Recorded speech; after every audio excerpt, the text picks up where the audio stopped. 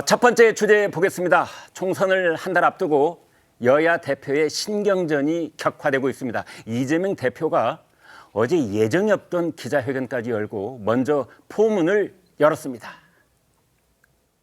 국정 실패를 책임지기는커녕 오히려 그 책임자들에게 국회의원 후보 공천장으로 꽃길을 깔아주는 폐륜 공천입니다. 이 폐륜 공천은 대국민 선전포고 바로 그 자체입니다. 4월 10일은 심판의 날입니다. 경제 폭망, 민생 파탄, 민주 파괴를 심판하는 날입니다. 무능 정권에 대한 심판의 날이자 폐륜 공천에 대한 심판의 날입니다. 네, 경제 폭망, 민생 파탄, 폐륜 공천. 말이 거의 상한선에 이르기까지 이렇게 거칠어지고 있다 이런 느낌이 드는데 최 국장님, 이 의도된 표현이라고 봐야 되겠죠? 그렇죠. 어제는 총선 D-31일입니다.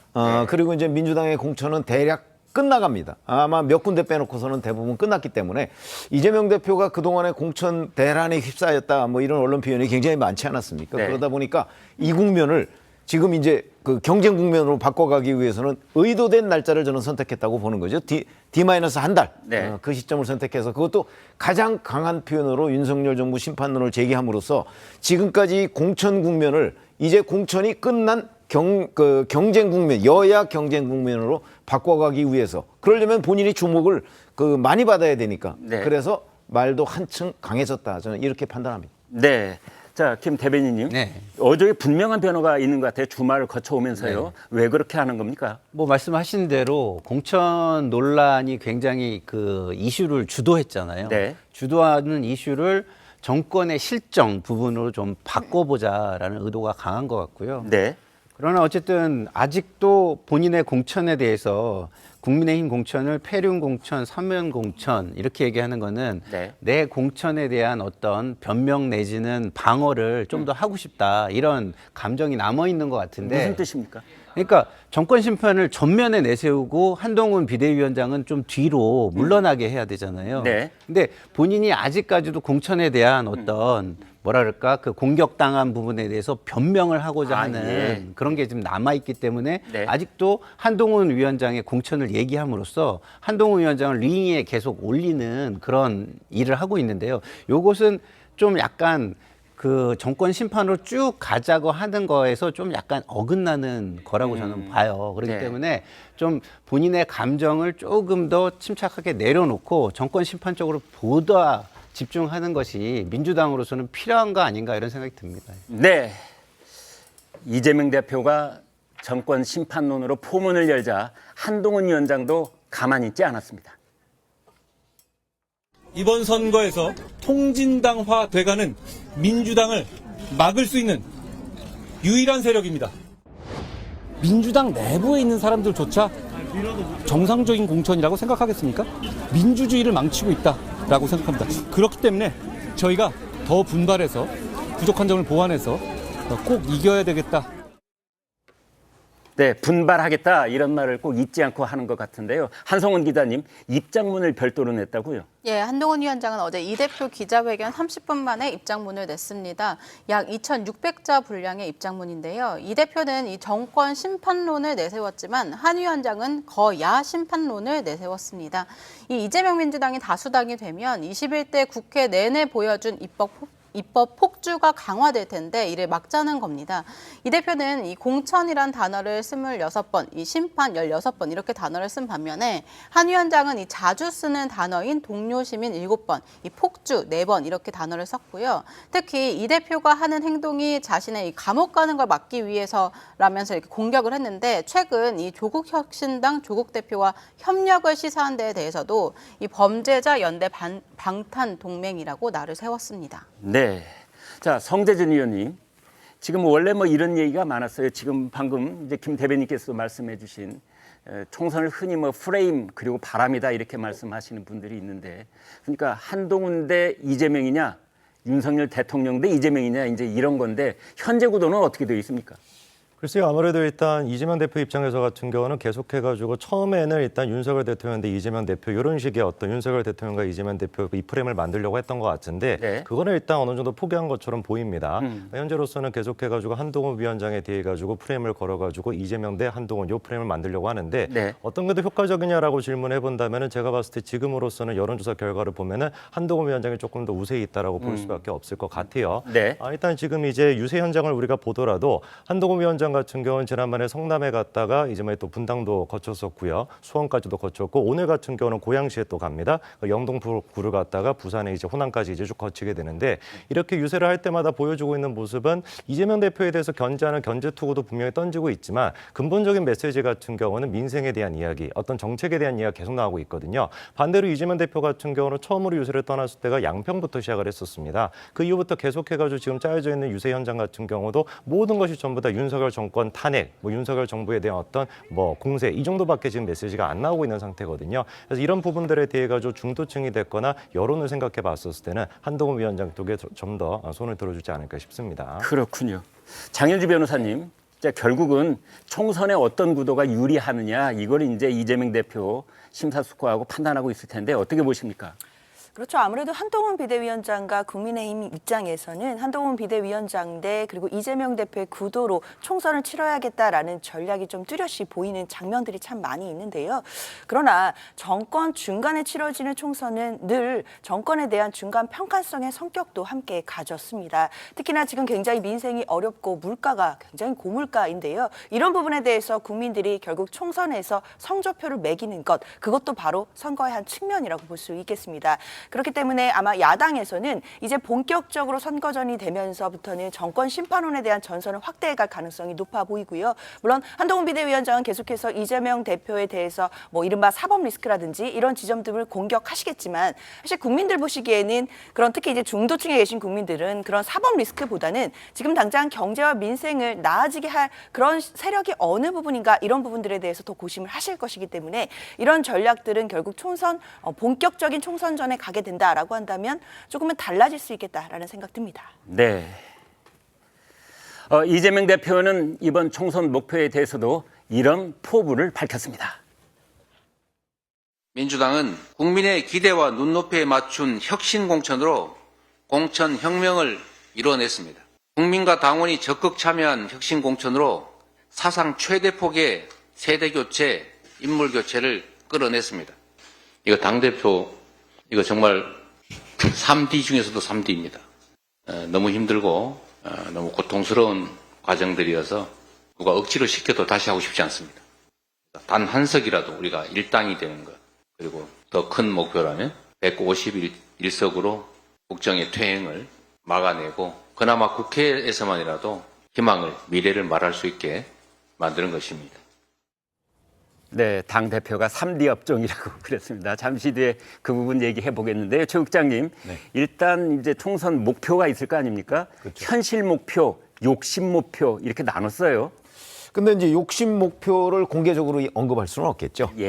근데 이제 이재명 대표로서는 4년 전에 범야권, 그때는 여권이었지만 180석 정도를 했고요. 지금도 160석이 넘습니다. 네. 근데 아마 그 정도를 이번 총선에서 다시 한다 하는 건 굉장히 어려울 거라는 거는 이재명 대표도 잘 알 거예요. 네. 그래서 저는 이제 욕심을 내면 151석 이렇게 얘기한 거는 저는 겸손의 표현이라고 보고 네. 아마 이제 총선에 임박하면 네. 자, 우리 충분히 과반할 수 있다. 아마 이런 표현이 나올 거예요. 네. 과거에도 보면 그런 현상들이 있었거든요. 근데 이제 지금은 또 과거와 또 달라졌어요. 무슨 얘기냐면 조국혁신당이 있거든요.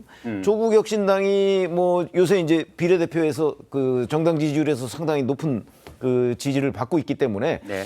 그 부분과 이제 민주당을 합쳐야 이게 민주당이 된다고요, 앞으로는. 네. 그래서 이재명 대표의 일당이냐 과반이냐 하는 그 범주 내에 조국혁신당을 포함시켜서 얘기를 하는 것인지 아닌지 네. 이런 부분도 앞으로는 대단히 중요하게 돼 있습니다. 이번 주에 그런 얘기가 좀 나오겠죠. 나오겠죠. 왜 네. 그러냐면 자칫 잘못하면 그 국민의힘이 그 의석수로는 일당을 하긴 했는데 네. 민주당과 조국혁신당을 합치면 그쪽이 일당이 되는 수도 생길 수도 있거든요. 맞습니다. 그런 점에서 앞으로는 예. 조국혁신당과 늘 한꺼번에 그게 자칫 잘못하면 착시 현상이 벌어질 수가 있어요. 그러니까 네. 늘 합쳐서 아마 그 야권의 의석을 계산해야 되지 않을까 이렇게 봅니다. 네. 자, 김 대변인님. 네. 이제 이재명 대표가 오랜만에 당대표직에 대한 개인적인 소회를 얘기를 했어요. 그래서 3D 업종이다 이런 말까지 했는데 네. 거기에는 뭐 양가적인 의미가 있을 것 같아요. 네. 그 자리를 지키고 싶은 마음과 영 부담되는 측면이 있을 것 같은데 어떻게 들으셨어요? 글쎄 모든 고위직은 국민과 대의를 위해서 일하려면은 힘들죠. 네. 그렇기 때문에 지난번 당대표 선거, 그다음에 개양 출마 이런 거에 대해서 많은 좀 비판이 있었습니다. 대의를 위해서, 그다음에 국민의 어떤 본보기가 되기 위해서는 출마를 안 하는 게 맞지 않느냐라는 네. 주변에 충언이 있었는데 결국은 그때 본인의 이해 관계 때문에 출마한 것이 아니냐 이런 얘기가 있지 않습니까? 네. 자, 당대표 다 어렵죠. 예? 3D, Dirty, Difficult, Dangerous. 예. 근데 마지막 D, 데인저러스를 포기할 수 있느냐가 네. 관건이 되지 않겠습니까? 예. 본인이 당대표를 그만두면 본인이 위험해진다고 생각을 하면 네. 포기를 못할 수 있고 그것을 어렵지만 이게 내가 독배를 마시겠다라는 말로 또 이야기를 하면서 다시 당대표에 도전할 가능성도 있지요. 왜? 지금 완전히 안 하겠다고 또 선언한 건 또 아니지 않습니까? 어렵다고만 얘기한 것이지. 네. 당대표가 갖는 이른바 그 방탄 기능. 네, 그것에 대한 미련을 버릴 수가 있겠느냐 이런 말씀으로 이해할 수 있겠습니다. 하지만 총선을 한 달 앞두고 민주당의 악재가 새로 떠오른 게 있습니다. 그 누구도 아닌 이재명 대표의 이른바 설화라는 것인데요. 그게 연일 논란이 되고 있습니다.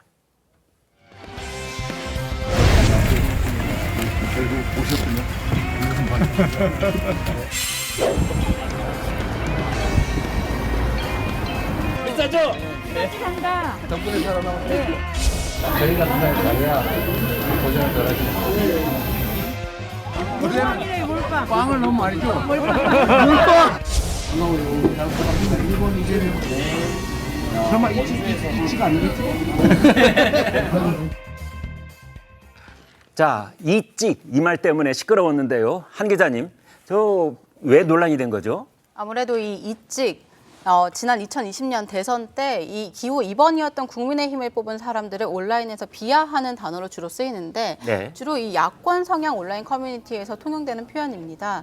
이 이직, 국민의힘을 찍은 국민들을 배제한다는 인식 그리고 편가르게 한다. 이 정치적 견해가 다르다는 이유로 갈라치게 한다는 비하하는 발언으로 바로 비난 논란으로 이어졌습니다. 네, 이재명 대표 측도 순발력 있게 바로 사과를 했어요. 예, 맞습니다. 이 대표도 이직 발언 논란이 이어지자 부적절했다고 잘못을 인정하면서 이 SNS에 사과문을 올렸습니다. 이 대단히 발언이 부적절했다. 정중히 사과드린다면서 이 상대 당을 지지하는 국민도 민주당 지지하는 국민도 모두 똑같은 주권자고 이 나라의 주인이라고 했습니다. 다만 이 사과문 말미에 이 국정을 손 놓고 있는 윤석열 정권을 심판해달라는 문장이 담겼는데 일각에서는 이 사과를 하면서도 심판이라는 단어를 쓰는 건 좀 진정성이 부족하다. 이런 비판도 나왔습니다. 그렇군요. 네, 성 의원님. 그런데 이제 이재명 대표는 국민의힘의 정우택 의원과 팩트 논란이 한번 벌어진 적 있죠? 아무래도 이제 정우택 의원 같은 경우는 단수 공천을 받지 않았고 네. 경선을 통해 가지고 공천을 받았음에도 불구하고 이재명 대표가 단수 공천이라고 얘기했다가 네. 관련되어 법적 조치까지 지금 이루어지고 있는 걸로 제가 알고 있습니다. 네.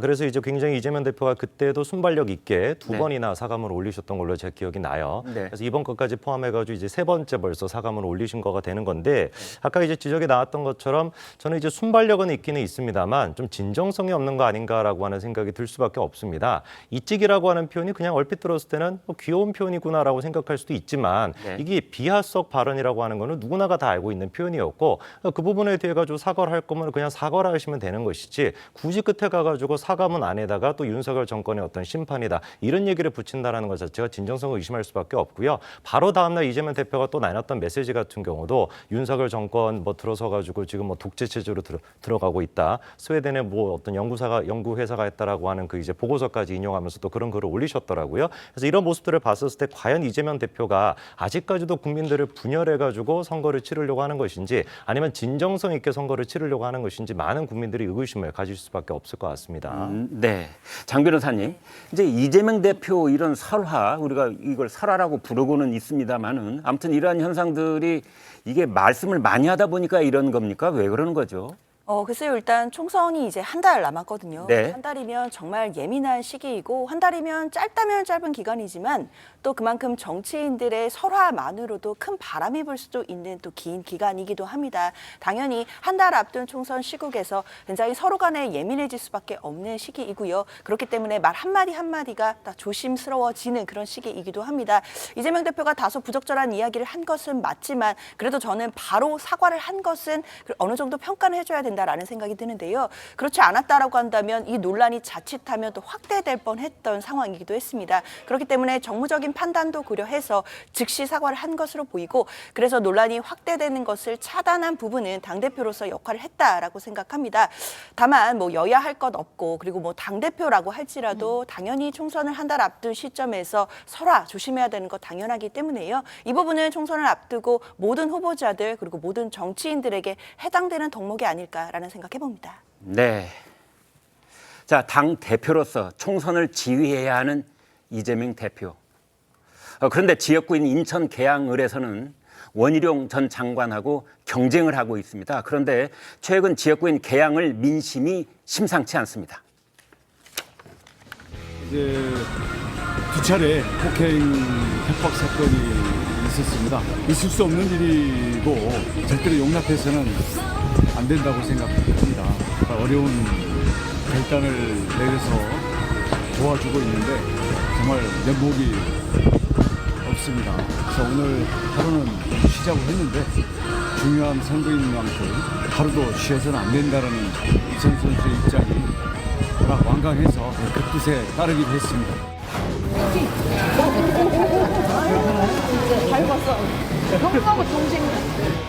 안녕하세요. 이천수입니다. 후원회장입니다. 안녕하세요. 감사합니다. 이천수 씨 욕하고 누가 뭐라 했다고 장모님이랑 둘이 안 돼가지고 좀 욕을 해야 됩니다. 그렇게 염려하고 칭찬하는 사람이 더 많아요. 자, 현 장면을 보셨는데요. 인천 계양을 여론조사가 나왔다고 그래요, 한 네, 기자님? 맞습니다. 이 TV조선과 조선일보가 어제까지 이틀간 진행한 여론조사 결과가 나왔는데요. 이 선거구 조정, 민주당에 유리한 작전사 운동이 들어가고 이 계산 1동과 계산 3동이 빠진 것이 반영된 이후 첫 여론조사입니다. 이 지지율을 보면 이재명 대표가 43%, 원희룡 전 장관이 35% 결과가 나왔습니다. 이 지난 7일에 발표된 한국갤럽 여론조사 결과와 비교해 볼 수 있을 텐데요. 이때는 이재명 대표가 45%, 원 전 장관이 41%로 이 오차 범위 내인 4%포인트 접전이었는데 좀 차이가 벌어진 겁니다. 이 두 여론조사를 좀 비교해 보면 실제로 이번 선거구 조정이 좀 민주당 이재명 대표에게 유리하게 작용됐다 이렇게 해석해 볼 수 있을 겁니다. 네, 그렇군요. 자, 김 대변인님. 네. 자, 두 사람의 이제 지지율까지 우리가 봤는데 네. 누가 선전하고 있는 겁니까? 글쎄요, 지금 원래 저 지역이 우리 민주당의 좀 좋은 지역이잖아요. 네. 그런 측면에서 볼 때 원희룡 장관이 꽤 선전을 하고 있는 것으로 보여요. 네. 많이 좁혀지는 추세에 있잖아요. 네네. 근데 문제는 그 추세가 원희룡 장관의 개인기 덕일 수도 있지만 네. 그동안 있었던 민주당의 공천 논란이 너무 시끄러웠기 때문이라는 것도 있을 수 있습니다. 네. 그렇게 보면은 공천 논란은 이미 정점을 찍었고 네. 이제 그 문제는 점점점 수면 아래로 가라앉을 가능성이 많거든요. 네. 그렇다고 한다면은 이 윤석열 정부에 대한 정권 심판론이라든가 이후 총선 후보들의 말 실수라든가 네. 뭐 이런 것들이 훨씬 더 이슈로 부각될 가능성이 지금 많습니다. 그렇다고 본다면 이제는 원희룡 장관이 더 쫓아갈 수 있는 어떤 반전의 계기를 만들 수 있을까? 그런 측면에서는 현재로서 이재명 당대표가 좀 유리한 총선의 결과를 예측하자면 유리한 위치에 있는 것이 아닌가 이렇게 생각이 들고요. 그럼 이걸 극복하기 위해서 한동훈 위원장이 무언가를 해야 될 거 아니겠습니까? 네. 근데 요번에 또 결과를 보면 뭐 박성민 의원 그대로 되고 막 이런 거 보면은 공천에서의 어떤 국민에게 보여줄 수 있는 반성과 성찰 그리고 현 정부의 어떤 방향을 좀 다른 쪽으로 주도해서 바꿔보겠다는 어떤 국민을 위한 마음 이런 건 좀 잘 느껴지지 않거든요. 그래서 앞으로 좀 차별화되는 그 현 정부의 어떤 실정이나 이런 거에 비해서 차별화되는 모습을 조금 더 보여주는 것이 필요하지 않을까 저는 개인적으로 그렇게 생각해 봅니다. 지금 말씀하신 박성민 후보는 울산 지역구에 계신 분. 예, 그렇긴 하지만 네. 전체적인 공천에서 예. 아주 찐윤들이 전부 다 그냥 바로 공천이 됐잖아요. 네. 그건 뭐냐? 지금 국민들이 현 정부가 그렇게 잘하는 게 아니라 당도 그렇게 그 윤석열 대통령 눈치만 보고 그렇게 바른 민심을 전달하지 않는다 이런 비판이 있거든요. 그런 부분에 성찰이 보이지 않는다라는 측면에서 지금 이 공천이 국민들에게 그렇게 반성과 성찰, 개혁과 혁신, 변화의 의지 이런 걸로 보여지지 않는다는 말씀을 드린 겁니다. 네. 자, 최 국장님. 네. 이제 원희룡 후보 입장에서는 어떻게든 골든 크로스를 이제 기대하고 있겠고 이재명 후보 입장에서는 현 상황을 굳히든지 이제 벌리든지 이런 생각을 하고 있을 거예요. 어떻게 근데 보세요? 전체적인 기류를 보면요. 네. 이재명 대표가 재작년 보궐선거에서 당선될 당시에 11%포인트 정도의 격차로 당선이 됐어요. 네. 그때 이재명 후보는 갑작스럽게 거기 뛰어들었지만 워낙 그 뭐 표밭이 좋다 뭐 이렇게 됐는데 네. 지금 저희 여론조사는 K-스탠 리서치 여론조사잖아요. 네. 저거를 얼마 전에 했던 그 갤럽 여론조사하고 단순 비교할 수는 없어요. 여론조사 업체 자체가 다르니까. 네. 갤럽에서는 뭐 거의 오차범위 내잖아요, 지금. 그렇습니다. 저런 상황이기 때문에 실제 개항을의 여론조사가 어떨 것인가. 그러면 이제 과거의 개항을의 그 여야 대결 뭐 이런 걸 보면 개항을은 확실하게 그 민주당이 우세한 지역인 건 맞아요. 네. 그런데 재작년 보궐선거 당시부터 지금 현재의 상황까지를 종합해 보면 원희룡 전 국토부 장관이 상당히 추격하고 있는 건 맞고 네. 어떤 의미에서는 이제 추격이 거의 끝나고 혼전 상태에 들어갔다는 그런 평가도 나오는 데가 있어요. 네. 그렇기 때문에 지금 뭐 하나하나의 개별 여론조사를 가지고서 누가 이겼다 하기는 어려운 상황이고 또 하나의 변수라고 한다면 지금 예를 들어서 새로운 미래나 개혁신당이나 이런 데가 개항을에 아직 공천을 하지 않았어요. 네. 근데 이제 거기에서 공천을 하게 될 경우에 이 두 후보 간의 유불리가 조금씩 나눠질 가능성이 있어요. 네. 왜냐하면 개항을에 뭐 특정 지역에 그 사람들이 많이 산다 뭐 이런 얘기도 있잖아요. 네. 그런 것 때문에 아마 그 제3 후보까지 거기다가 이제 어차피 나중에 그 유동규 후보의 경우에는 만약에 그 원희룡 전 국토부 장관이 그 계속해서 그 추격을 못 한다면 본인이 포기하겠다 이렇게까지 공개적으로 얘기를 했잖아요. 그렇군요. 이제 그런 변수들이 적어도 한 2, 3 내지 3, 4% 정도의 그 어떤 그 지지율을 왔다 갔다 할 정도는 되거든요. 네. 그것까지 다 보고 판단하는 게 맞다고 봅니다. 네. 인천 개항을 이른바 명룡대전 지금 우리가 볼 수 있는 가장 뜨거운 격전지 중에 한 곳인 건 분명한데 혼전 상황이라고 볼 수가 있겠다 이런 말씀 주셨습니다.